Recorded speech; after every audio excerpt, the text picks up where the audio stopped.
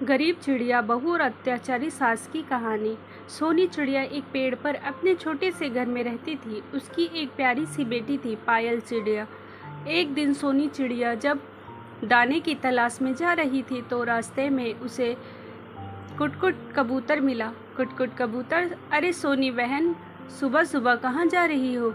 सोनी चिड़िया, नमस्ते कुटकुट भाई, मैं दाने की तलाश में जा रही हूँ। मेरी बेटी पायल सुबह उठते ही खाना मांगती है। कुटकुट कबूतर, वो तो ठीक है बहन, लेकिन तुमने पायल की शादी के बारे में कुछ सोचा है? वो अब बड़ी हो गई है, उसकी शादी करानी चाहिए तुम्हें। सोनी चिड़िया, हाँ कुटकुट भाई, दिन रात इसी चिंता में रहती हूँ कि बेटी का विवाह कैसे होगा। कुटकुट कबूतर, मेरी नज़र में एक चिड़िया है, उसका बेटा अपनी पायल बेटी के लिए ठीक रहेगा। तुम कहो तो मैं बात करूं। सोनी चिड़िया, वह तो ठीक है, लेकिन मैं दहेज कहाँ से लाऊंगी?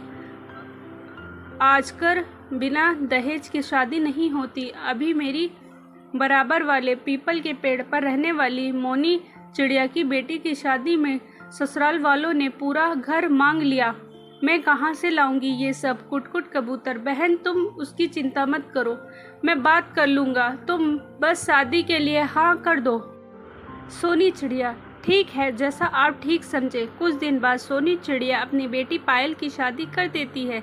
शादी के बाद पायल चिड़िया अपनी ससुराल जाती है। वहाँ उसकी सास सपना चिड़िया बहुत तेज थी। सपना चिड़िया, सुनो बहू, तुझे पूरे घर की सफाई करनी होगी, उसके बाद मेरे लिए दाना लाना होगा। मैं तो कहीं जाती नहीं हूँ, और हाँ, इधर उधर मत घूमना, सीधा दाना लेकर मेरे पास आना।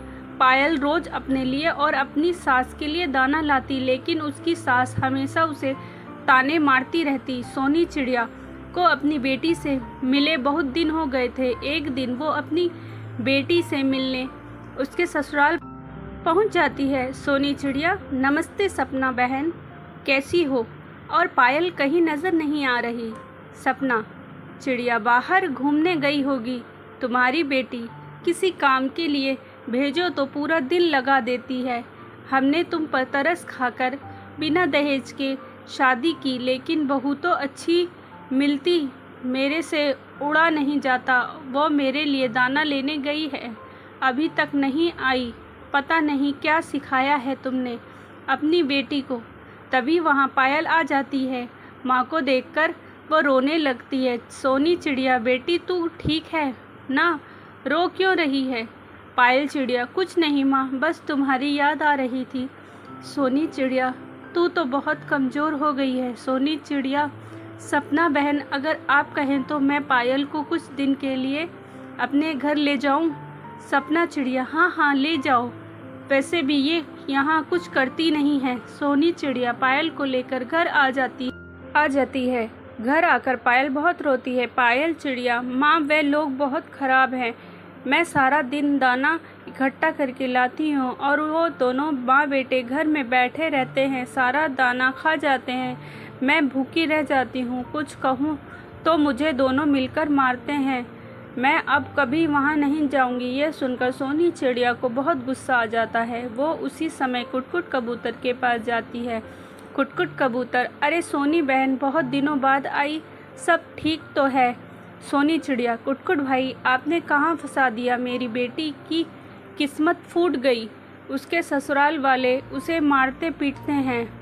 मैं तो उसे अपने घर ले आई। कुटकुट कबूतर, ये क्या कह रही हो बहन? मैं अभी उनकी खबर लेता हूँ। कुटकुट कबूतर उनके घर जाता है। कुटकुट कबूतर, तुम दोनों माँ बेटे को शर्म नहीं आती? खुद घर में पड़े रहते हो और पायल बेटी को मारते पीटते हो। मैं आज ही जंगल के राजा से तुम्हारी शिकायत करता हूँ। ये कहकर वो जंगल के राजा मिट्ठू तोते के पास जाता है। उसने शिकायत करता है। मिट्ठू तोता दोनों माँ बेटे को जेल में डाल देते हैं। जेल में बैठकर दोनों रो रहे होते हैं। तभी पायल मिट्ठू तोते के पास जाती है। पायल चिड़िया, महाराज, मेरे पति और सास को छोड़ दीजिए। मिट्ठू तोता दोनों को बुलाता है। मिट्ठू तोता, देखो तुम्हारी बहू कितनी अच्छी है, तुम इसे मारते थे, फिर भी ये तुम्हें बचाने आ गई। सपना चिड़िया, बहू मुझे माफ़ कर दे। पायल चिड़िया, नहीं माँ जी, आप बड़ी हैं, मुझसे माफ़ी मत मांगिए। दोनों माँ बेटे पायल चिड़िया को घर ले जाते हैं और पूरे परिवार खुशी खुशी रहने लगता है।